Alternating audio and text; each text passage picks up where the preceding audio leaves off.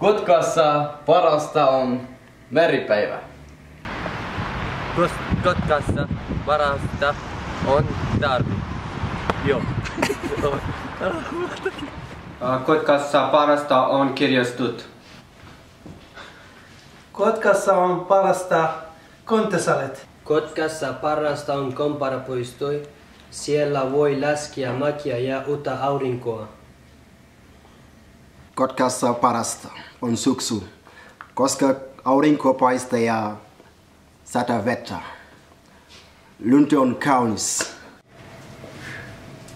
Kotkassa parasta on meri. Kotkassa parasta on Sapokan puisto. Kotkassa on parasta on metsä. Kotkassa parasta biljardi. Ja jalkapallo. Tervetuloa!